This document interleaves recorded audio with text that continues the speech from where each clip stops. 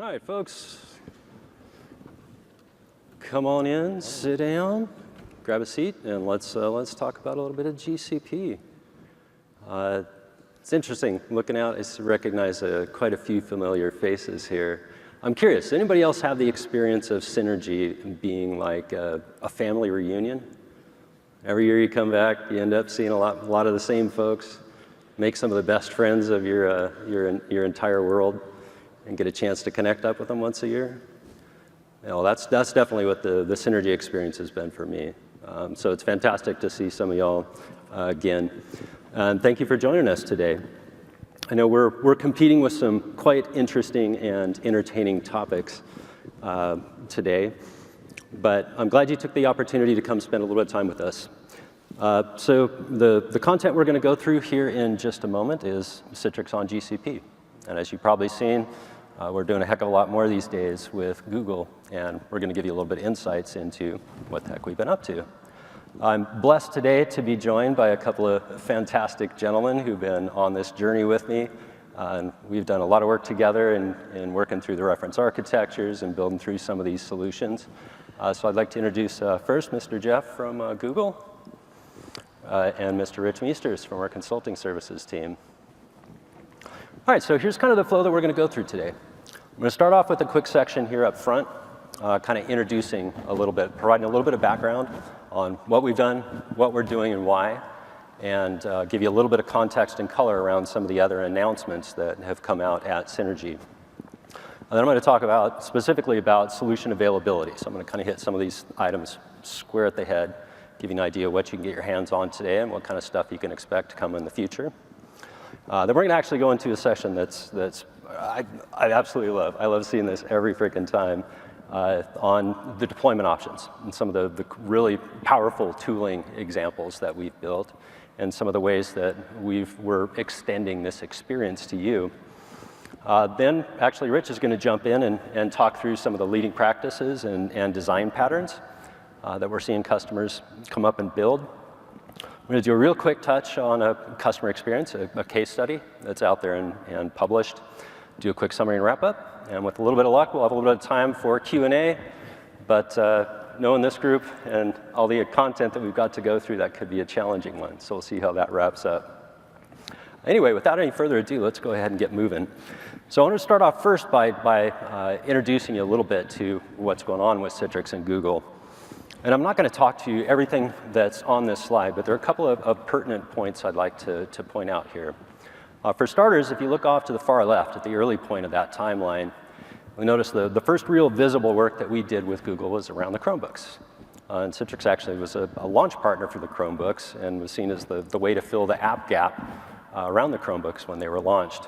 So that's, over the years, has become an extremely popular offering. We've got tons of customers all over the place utilizing Chromebooks and utilizing the Citrix Workspace app on the Chromebooks for access to their virtual apps and desktops. But the other piece that I'd like you to notice here is how, as the timeline moves on, how it's kind of got that fantastic up and to the right curve. So this is a bit of a visual representation of the increase in momentum and the increase in the innovation that's come out of these two organizations together. So I'm not going to touch on all these. There are a few that I am going to impress upon you here in a little bit. But to kind of paint this picture, one of the things about Google, and it's part of the reason why we're putting so much energy and emphasis and innovation into this partnership, is that Google is really an ecosystem in and of itself. Right? If you look at the combination of the extremely powerful and competent tooling that they've got and services they've got available, they offer one of two ecosystems of very complete solution stacks that businesses can align their organizations and their practices and process flows with. And those include a combination of the devices, Chrome Enterprise, Android off to one side. To the other side, you got Google Cloud Platform and all the services and capabilities available on GCP. Those are all tied together with Google Cloud ID and the G Suite family of business productivity applications and services. So kind of what the journey that we're on together is bringing all these pieces together inside of and through the Citrix workspace to provide the most compelling user experience, and business value possible. So if you kind of break this down and look at it from a slightly different angle, this may give you kind of a little bit better perspective. So this breaks down kind of the solution spaces of G Suite, Google Cloud Platform there in the middle, and the Chrome and Android off to the right-hand side. And you'll see that we've actually, across the portfolio of technologies and services that we've got available, we've got quite a few pieces that interact with Google's major businesses along the way. So a good portion of the time that we're going to spend today is going to end up being focused on that center area of GCP, and a good chunk of it is going to be spent talking about the virtual apps and desktops and the networking technologies. Right? That's as of today, one of the most mature areas that we've got and are working together. So that's kind of the big picture. Now let me talk straight on about solution availability.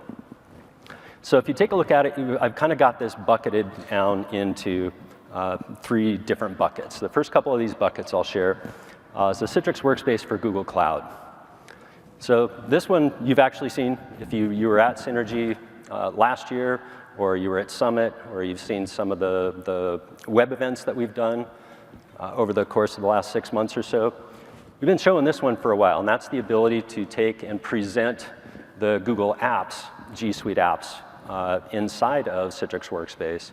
Do single sign-on into those applications, leverage the secure browser technology and our access control technology. So that's there and available. The Workspace app obviously has been around for what I guess we're going on, if we do bulk math, 9 years now. So that's obviously there and straight up available both for Chrome and for Android. Our endpoint management capabilities inside of Google Cloud also have some nice integration points with Chrome Enterprise and also Android Enterprise. And then our content collaboration stuff, we've also done some nice integrations with content collaboration and G Suite, and also the storage zones are something you can run on G Suite. Now shifting gears a little bit to virtual apps and desktop service on GCP. So this we announced back in 2017, is when we took our stand and said this is an officially supported platform. Since 2017, we've actually got quite a bit more innovation that has happened along the way that I'll share with you today. So this, as it sits today, has been out and supported since 2017, as I'd mentioned. I've got the ability to run Windows Server VDAs and also desktop VDAs. And I put a little asterisk next to this because in today's marketplace, with all the noise and the swirl around Windows Virtual Desktop, a lot of folks are getting confused by all the noise and the swirl and making this assumption that it's not possible to run desktop types of workloads on any cloud but Azure. So that's actually not the case. So those announcements do have some implications on the future and on licensing and how we actually access and consume those services. But Google has the underlying technology already built into GCP in the Sol instances. Sol tenant nodes. Sol tenant nodes, thank you. With Sol tenant nodes to be able to support that. Now the VDA auto-scaling feature. So you may have seen, those of you that have been poking around inside of Citrix Cloud here lately, in the latest release, you actually may have noticed the auto-scaling pane pop up inside of Studio. It's a property on the delivery group. So that's in place today. That's fully production and readily available, and leverages the connectivity that we've got to GCP in the back end and their APIs to spin up and spin down VDAs and make them available to users based on time and a number of other properties, time and load and other properties, and to help you control costs. So that's there, available, fully production today. NVIDIA GPU support underneath them. Google actually has a pretty substantial library, shall we say, of vGPU options available. So you can snap those in underneath an instance. NVIDIA actually even has a marketplace image that you can go grab for a Windows Server that already has their driver and everything installed, so it kind of simplifies that whole flow. So that's out there, and then we've also provided some simplified deployment options, and that's where I'm gonna stand back and give Jeff the floor to kind of talk through and share with you some of the really cool stuff that we're doing there. So now let's shift gears just a little bit, if I can find the right button, and talk about Citrix networking on GCP. So today we support the Citrix VPX instance with it's the ADC software stack can be licensed as a gateway or as ADC in various levels. That's been available now, now I'm going to blank out on when we actually announced that. Around the turn of the year, I believe. I think it was January-ish timeframe that we announced that. So that's out available. It's functional in both single and multi-NIC configurations. You can deploy them and manage them as standalone instances today. And I'll touch on a feature that's coming here in the future in just a moment. But we've also, for that, we've provided some resources. And by way of a step-by-step documentation, if you're a UI person and you want to deploy a VPX instance on GCP via the Google Cloud Console, we've got that step-by-step deployment guide out there. And our ADC team has also created and leveraged Google Deployment Manager and provided some templates there. And you're going to get a bit more of insight into the power of Google Deployment Manager here in a bit as Jeff goes through his section. But it makes for a really easy way to deploy and reproduce technology infrastructure on a public cloud. And that's one of the beautiful things when you're working with Citrix Cloud and Google Cloud, you're talking about web services. Right? When you're dealing with web services, you can also talk about and work with infrastructure as code. That whole concept really starts to become real. So as part of this journey, we're trying to help our customers know and understand and really start to dip their toes into some of the automation capabilities that are available. So you'll get quite a bit more on that here in just a little bit. And then we're happily to notice this week, actually, that the Citrix ADC, our solution for Kubernetes, is now out there. And it's actually available in the GCP marketplace. So some pretty cool stuff happening on that front. Now, a couple other pieces I'm going to touch on here real quick. So this is some of the announcements that we've made here at Synergy. The first one is machine creation services for GCP. And I'm going to dig into this a little bit more deeply here in a bit. But this is one of the most highly anticipated features that our customers have been looking for. And we're really pleased to have had the opportunity to give quite a few folks down. If you've made the stop into some of the Citrix booth, you have a chance to see where we're at and see how that stuff works. We've done some unique things there that are actually going to make it extremely powerful. And I'm going to touch more on that here in just a moment. Now, Linux VDA is also something that we announced and is going to be officially supported. And that's going to happen here very quickly. So I've actually had some of our early customers on board have been leveraging this. And we found a couple of minor mistakes that we had to tweak in the initialization script for the VDA on Linux on GCP. But we've actually got some customers up and running this stuff fantastically in production today. The next piece coming up that we announced here at Synergy is the support for Google Identity for Citrix Workspace. So this one's going to be a massive enabler for us. What this will allow our customers to do is to lead their user authentication and administrator authentication and even the resource assignment of subscriptions and library objects and apps to users. We'll be able to both associate those things with Google-based identities and also allow users to authenticate directly with a Google ID to Citrix Workspace. So you can imagine some of those implications go really broad across the entire portfolio of services, from our endpoint management capabilities to our ability with the workspace to provide some real nice, seamless interactions to Google Drive and G Suite, and support for a lot of different other more kind of advanced authentication scenarios, if you will. So that's a really exciting one that we're very much so looking forward to, and that's going to be a bit of a game changer.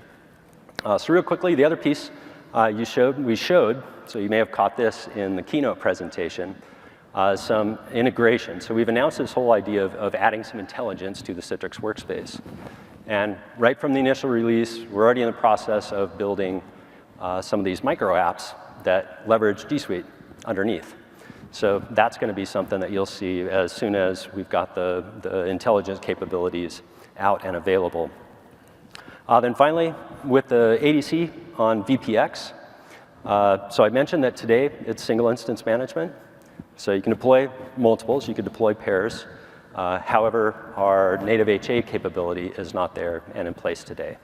So that was another one of the announcements that you saw on the big stage earlier this week, was that we're bringing that multi-node management and native HA integration and also GCP marketplace integration is something that you're going to see from us. Then the last piece is SD-WAN on GCP. And this is actually a little bit of a stale from an announcement standpoint, because we actually announced it at Google Cloud Next back at the beginning of April. However, that's another one that quite a few of our customers are really excited about. Now I'm going to touch on some of the cool stuff that we're doing with MCS on GCP, because as I'd mentioned, there's been a lot of people that have been eagerly awaiting this. So one of the things that we're doing that's very different, and this, quite frankly, this slowed us up bringing this to market. This was a very interesting, but my perspective, a very important change that we made, is a shift in the way we're actually handling the instance definitions and such. So I'm not going to talk about how we had done it before so much, but the way we're doing it now with MCS on GCP is leveraging, GCP has this content object called an instance template. And an instance template becomes an object that you can then use out of the GCP library to instantiate other instances on the platform. So what we're doing with it, by leveraging instance templates, it gives us the ability to, for Google to continue innovating underneath GCP and adding new features and capabilities to the platform without requiring Citrix to go back and do any further re-engineering. So any of the properties that end up being tied to an individual instance, things like metadata, things like tags, very important requests we've got from customers, GPU assignments, service count assignments, custom instance types and configurations. Another super cool feature of Google Cloud is their ability to do custom instance types. So all that stuff is there and available, and we'll be able to support those and more as Google introduces them. So it's a slight change to the workflow. It is going to require some additional permissions. So if you're interested in this and you get in, recognize that if you've been using the Power Management plugin today, you will need to adjust the service account permissions a bit, because we're obviously doing a lot more now, right? We're creating instances, we're creating disks, we're creating instance templates, and so forth. And then the last piece that I'm going to touch on here is that we're actually running an early access program for this capability. So if you're interested in getting into the early access program, I left you a link of an email account. Fire us a quick message, let us know what you're interested in doing and why, and we'll try and get you into the early access program. The only limitations of the early access program today, from a testing perspective, we've only gotten through the server VDAs. So we haven't gotten to the Linux or the desktop VDAs yet today. The UI inside of Studio is not complete and released yet today. So it's going to be, you'll go through the process of provisioning, catalog creation and update, and those pieces will actually be done by a PowerShell. We're providing some great starting scripts to help you along the way. So that's the last little bit on that. If you're interested, please reach out, hit us up on Citrix on GCP, and let us know what you're looking to do. So with that, hopefully that's got you a little bit of a baseline of where we're at and where we're going here in the near future. So now let's dig a little bit more deeply into this stuff. And I'd like to invite Jeff up to show us some good stuff, my friend. Awesome. Thanks, Rick. Exciting stuff, right? Lots of great announcements this week. In this section of the presentation, we're going to talk about some of the deployment resources that are available to you and some of the options that you have if you're considering getting started with Citrix on GCP. And the first thing to be aware of is the deployment guide that Citrix published. Now, this is back in December of 2017, but it's still probably the best resource. It walks you through all of the steps necessary to set up a Citrix environment on GCP, setting up your cloud connectors, your VDAs, as well as setting up all of the resources in Citrix Cloud. Very detailed guide. There is a new reference architecture document which will be coming soon that you might also keep your eyes out for. But this would be the document to probably start with if you want to learn about configuring Citrix on GCP. Now, Rick and I found ourselves, once this was published, building lots of environments for demos and to play around and then tearing them down and building them again. And we thought, there's got to be an easier way to do that. And so we took that deployment guide and we automated it, right? So we have a GitHub project out here under Google Cloud Platform Citrix on GCP, which takes the architecture that's described in that deployment guide and provides you a set of templates and all the PowerShell bootstrap scripts necessary to bring up an environment from scratch. The current configuration takes about 36 minutes. That's what it did this morning when I built the environment before this presentation. And so you can go from 0 to Citrix on GCP in 36 minutes. It doesn't only configure the Google Cloud resources, but it also configures the Citrix Cloud resources, so you have a fully functional environment. Once it's run, then you can log into that environment with the Citrix Workspace app, whether you're doing that on a Chrome device or whatever operating system. There's probably a version of the Workspace app available to you. You can log in, and we've got several virtual apps installed in that environment by default. The Google Chrome browser and LibreOffice and GIMP for like photo editing and things like that. And it's also very easy to customize this. There's just a few places in the script you'd need to plug in a little bit of logic if you wanted to download and install your own custom apps or register apps that you may have packaged into a custom image. So we've designed this to try to be extensible. And we use it a lot as the foundation of an environment when we build a demo, but then we'll sometimes customize it a little bit for the specific needs of that demo environment. There's also a resize script out there in GitHub. Now, I think a lot of us are going to be shifting over to do our fleet management with MCS. And so the need for this, may be somewhat less than it was before the exciting announcements this week. But still, if you have a demo environment that you've provisioned using the Citrix on GCP scripts, and maybe it gets popular, you want to show it off to more people, but you need additional VDA capacity, you can just run this resize script, specify how many additional VDAs you want, and they'll automatically come online, bootstrap themselves, register themselves with Citrix Cloud. So all of that is fully scripted. And since this is largely used for demo and exploratory environments, one thing you want to do when you're done is tear everything down, right? That's like rule number 1 in the cloud, is make sure that you turn off the resources when you don't actually need them, so you don't get billed.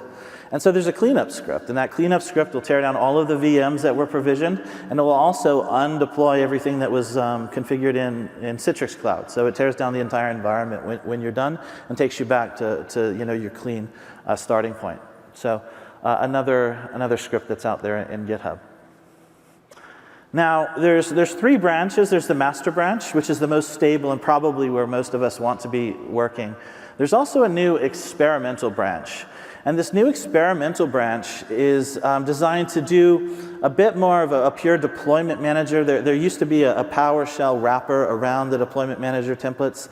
And this really more directly goes to deployment manager. And it also focuses on using managed services where possible to simplify the architecture. Ultimately, this is sort of a future-looking branch. It's not quite as stable as master, but it runs faster and sort of deploys a more advanced, or in some ways a simpler, but more advanced version of the architecture. So you might take a look at the experimental branch if you're interested. Now, what about that simplified architecture? Right, what we see here is a picture, basically of the architecture that's described in the December 2017 deployment guide. You have domain controllers on the left-hand side. Everything is sort of replicated into 2 different zones for high availability, typical cloud pattern, right? So you've got 2 domain controllers in different zones.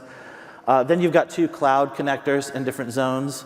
You've got your VDA fleet spread out across zones. And you also have a couple of NAT instances, right? These are providing you an egress path to the internet. They have an IP address on the internet, and there's routing configuration to route your outbound traffic through the NATs so that your domain controllers, for instance, don't have to be exposed directly to the internet.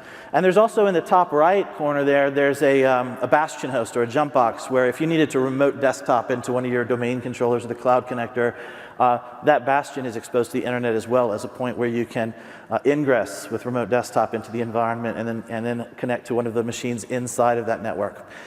That's still a valid architecture, and that still works. But the interesting thing that's happened since this was published is that Google has introduced a number of managed services. These are services where we kind of take care of the infrastructure for you so you don't have to worry with that kind of stuff.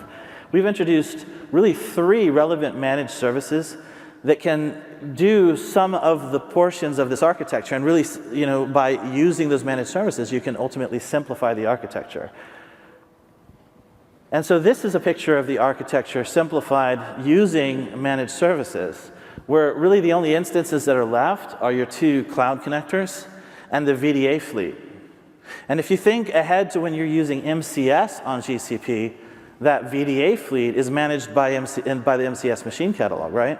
So the only instances that you really have to launch are the cloud connectors. So it's becoming very easy to deploy Citrix on GCP. Now, if we talk a little bit about the 3 managed services that are involved here, the first one is Cloud NAT. This replaces those NAT instances. This is a managed service. It doesn't have a choke point. You know, one of the things you had to consider when you had NAT instances is, do I have enough bandwidth? Do I need to scale it out? What happens if a NAT fails and I have to replace it? There's an operational burden there and capacity management involved with managing a fleet of NAT instances in a resilient way. But Cloud NAT is managed, so you don't have to worry with that, and it doesn't create any choke points because it doesn't have like an intermediate instance the way the NAT instances did. This is really just a routing configuration that changes the way the virtual network works and provides a NATed egress path in our virtual routers. The next managed service, very exciting, very new, is our managed Active Directory.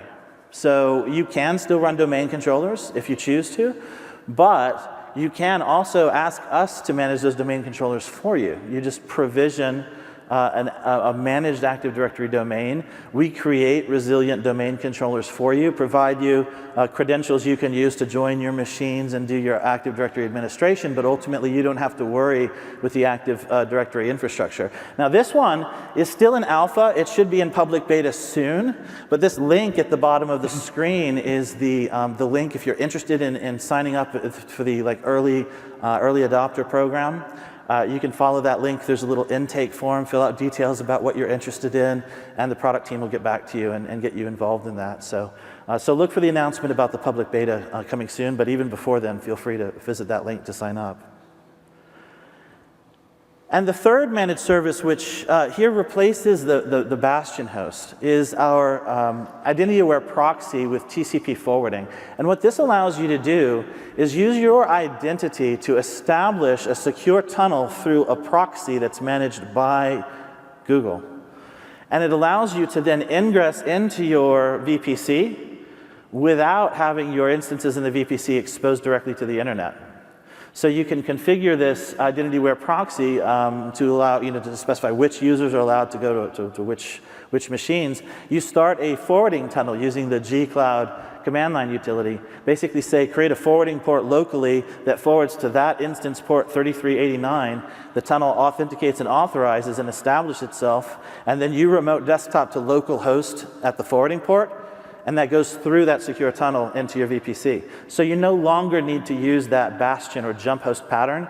You can deploy all your virtual machines without external IPs and use this as an ingress path, both for remote desktop or SSH or whatever protocol you're using to get into your machines inside your private network.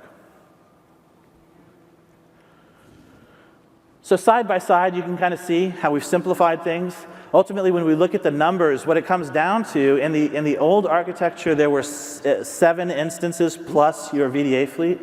In the new architecture with those 3 managed services, there's only 2 instances, the cloud connectors, plus your VDA fleet. So radically simplified, and we look forward to seeing that incorporated into more Citrix on GCP architectures. Now, if you want to get started deploying your own environments with the open source project, you can sign up for free trials, both for Google Cloud and for Citrix Cloud. So you can get started really at no cost to explore how this all works.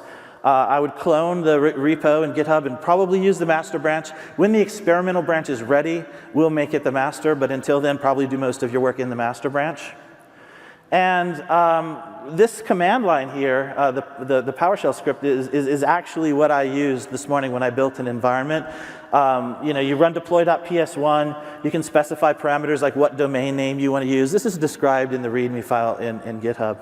The one that you want to make sure you do if you're using free trial accounts is that use minimal resources true. That deploys a small footprint version of the architecture where it doesn't do HA pairs. It just does like 1 domain controller, 1 cloud connector. But by doing that, it works within the limits of the free tier environment, so you can deploy the Citrix on GCP at no cost. So keep that in mind if you're working on free trial accounts. Now, in the interest of time, one further thing I'll mention is that we've also repurposed these templates to create a lab environment. I don't know if anybody was in the lab either Sunday or Monday. We did two versions of that lab, but there's a third branch in GitHub, Lab 612, and that was the number for it, where we've taken these templates and created a learning environment where you can learn about how to deploy a basic environment, extend that environment, configure your Citrix Cloud to work with GCP. We had great success with it this week. It's something that we've designed to be deliverable in other environments as well. So if you have like a user group or you have a team in your business that you want to learn how to deploy Citrix on GCP, let us know at Citrix on GCP at citrix.com, and we'd be happy to figure out how to facilitate a workshop for you as well. All right. With that, I'm going to turn the mic over to Rich. I think this one works. Cool. All right. Thanks, Jeff. So really quickly, we're going to go over some of the leading practices and design patterns, and you've seen a lot of this material, kind of a little bit of it covered with what Jeff has been talking about with the new features in GCP. We really have two design patterns that we've built into our reference architecture, simpler and more complex. So the first pattern is we're deploying everything in GCP with Active Directory, Cloud Connectors, the VDAs, and the workloads, and then we're leveraging the Citrix Cloud services to deploy our workspace, our gateway service, and of course the Citrix Virtual Apps and Desktops tenant for the client. Looks basically like this in terms of typical Citrix reference architecture. The access tier is in Citrix Cloud. The control tier is split between Citrix Cloud for the tenant and the Cloud Connectors, Active Directory, DHCP services, file shares, etc. that are on the customer's resource location, and of course the resources that they're deploying to their end users. And this is a single resource location deployment. So this is really good for proofs of concepts, smaller deployments, trials, and things like that. And it also pretty much represents what we're building out through the GitHub deployment manager scripts. We can extend this. We can add, again, going in with Citrix Cloud to the customer's resource location, so we can leverage virtual apps in the customer's resource location, as well as services such as domain services that a given customer may not want to migrate into a cloud environment at this time.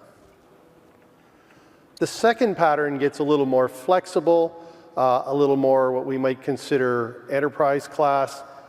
We can take with this option, we can start to add some of the routing, bringing NetScaler into the customer's resource location, Citrix ADC into the customer's resource location, using Storefront for the customer to refine and define their own routing paths into the environment. So we would typically, in this reference architecture, take out the gateway service and the workspace side of things. Again here, what we're seeing is access control layer now moves into the customer's resource location. Citrix Cloud is used for the back-end tenant information. And we start to build this out into multiple resource locations. So as we scale out, we want to be able to manage more users, more resource locations, breaking it up a little bit along the lines of how organizations may want to split up their environment for manageability, for different departments to manage networking, have a shared services model within the cloud for a given resource location and project that they would have the shared services in there. And we do that by using a host project and a VPC that extends across that entire environment. And that also allows us to segregate out the networking components to the network team. So when we talk about kind of leading practices in terms of how we go about design considerations, we want to try and align things to the customer's project structure. So we're going to work with our customer cloud teams in terms of how have they defined their projects and their organization within GCP. Generally start simple, try to keep things easy at the start, and then start to build out and align more with the different services that may be there. On the VPC and network design side, we want to use a shared VPC, and that allows us, again, to segregate out that networking, hand that component over to the network team, and we don't have to worry about managing so much the networks. And it allows us to really build a core network that goes across all of the projects and resource locations that we may be using within our deployment. In terms of high availability, we always want to make sure that we're designing and deploying in the availability zones so that we're splitting our workloads across 2 different zones within the region to give us availability in case something goes wrong with, let's say, US East 1 zone. We're going to have resources in US East 2 zone that are going to be able to take advantage of continuing availability of those services. One of the other things we want to talk about when we're looking at our environments is the cost and scalability considerations. And really here we want to make sure that we're looking at it from a perspective of single server scalability. Everything in cloud is single instance. Scalability, you're not looking at a hypervisor server and seeing how many workloads you can put on it. We're looking at a single instance within a cloud environment and figuring out how many users we can put on it. One of the really cool things that can change the game in GCP is the ability to define custom instances. So we're not constrained by a 4 vCPU, 16 gig server or an 8 vCPU, 32 gig server, depending upon the instance configurations within the cloud. We can actually now go in and customize and design. So if we need a workload that has 3 vCPUs and 64 gigs of RAM, we can define that and deploy it. So you want to, obviously right-size these, and you also want to consider what's running. How much of my workloads have to be running at any given time to optimize my costs. So one of the things that we did back at the beginning of last year was some single server scalability testing. We used login VSI. We ran multiple iterations across multiple instance types in GCP to try and determine with a traditional virtual apps workload what was our optimal configuration. Quickly for VDI, this really doesn't apply. Right? When you're talking about this single instance scalability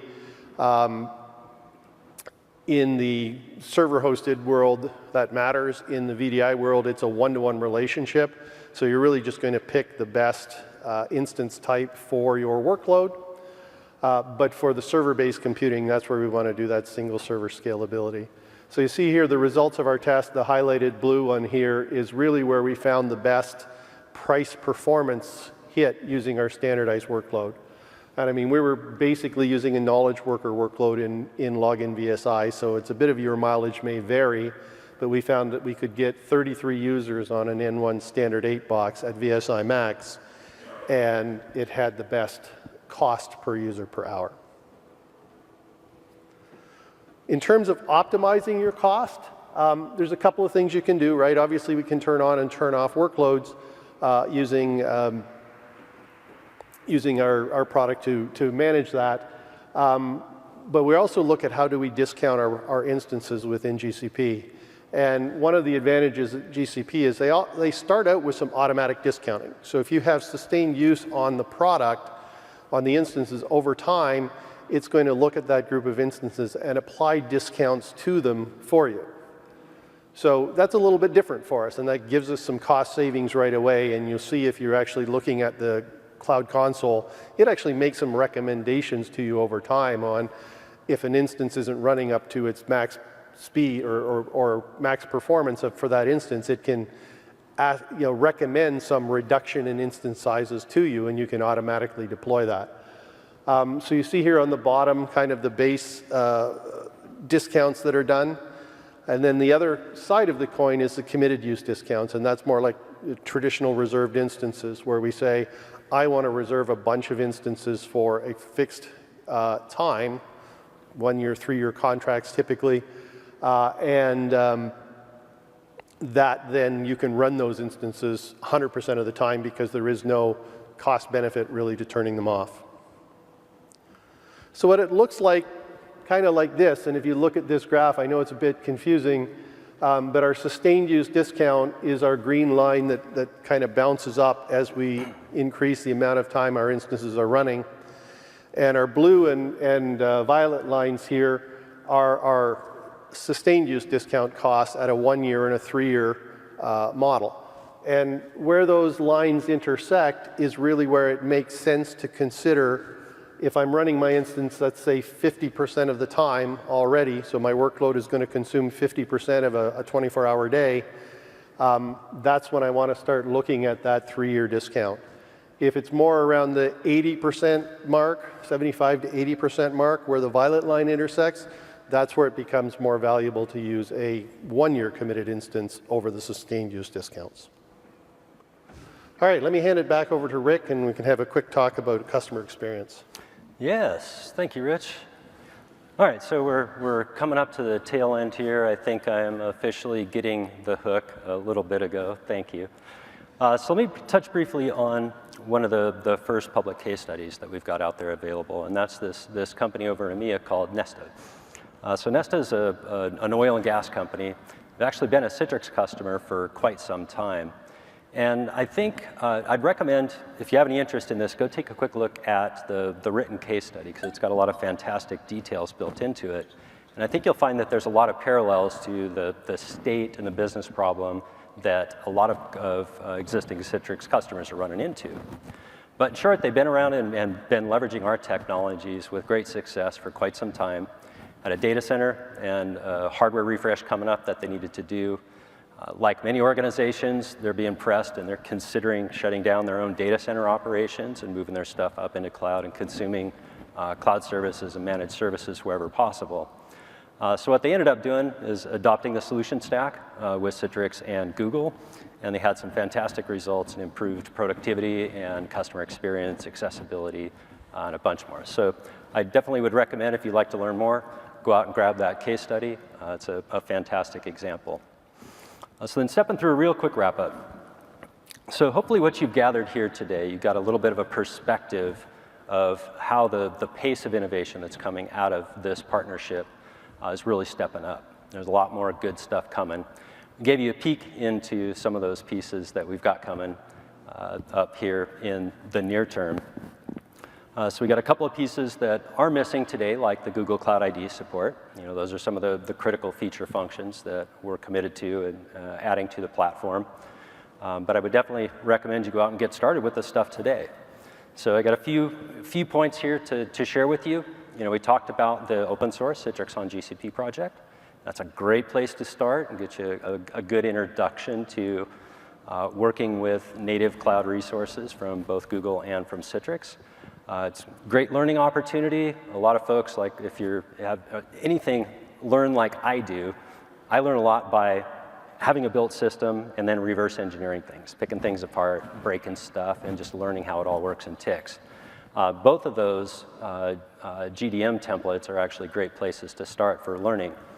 I will also come back and point out that instructor-led labs. So that whole experience, as Jeff had mentioned, we worked really hard to make that reproducible, so we could deliver that experience without a ton of cost or a ton of logistical effort or time to do. So if you're interested and you'd like to run a learning session for something like, say, a user group meeting, or even, say, an internal training session for your engineering or your operations team, feel free to reach out on any of those three. Hit us up on that email link. Same thing with the early access program.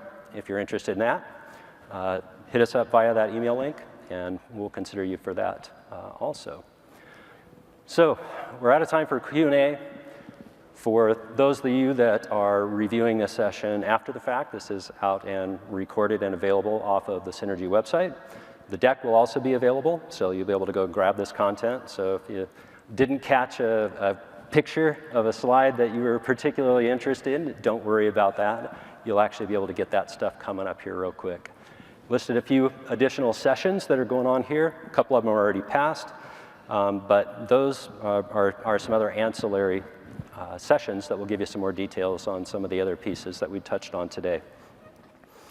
So on behalf of myself and Jeff and Rich, you know, we absolutely take our role and our job of providing this experience and this kind of information to you very seriously. So I would encourage you, please, to take a moment and share any kind of thoughts or feedback you had on this session. You liked it? Awesome. Love to know what you liked about it. If you didn't like it, please be brutal and share it with us. We take that stuff very seriously. It helps us learn and continue to grow and evolve as presenters and technologists. And that it also actually has a little side bonus of scoring you some points inside of the Game On, the mobile game that we're playing here. So with that, on behalf of Citrix and Google and the Alliance, I'd like to thank you all very much for your time and attention today, and I hope you enjoy the rest of the conference. Cheers. Thank you.